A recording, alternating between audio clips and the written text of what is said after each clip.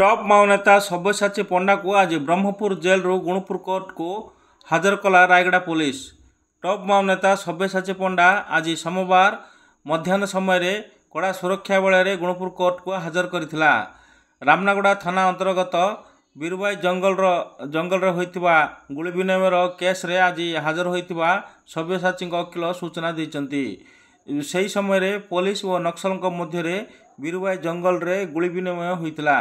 यही समय जन ग्राम बासिंदा मृत्यु होता थाना रे मामला रुजु होता। तेबे यही मामलार आज बयान रेकर्ड करा जायछि।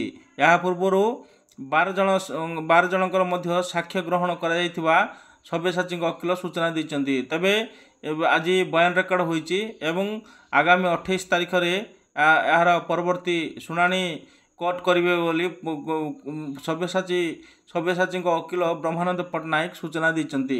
या पूर्व आज कड़ा सुरक्षा रे गुणुपुर कोर्ट को पहुंचाइला। पुणी संध्या 5टा समय कड़ा सुरक्षा बेले गुणुपुर कोर्ट रो ब्रह्मपुर जेल को निया देखा मिलता। यह समय पुलिस कड़ा सुरक्षा रही।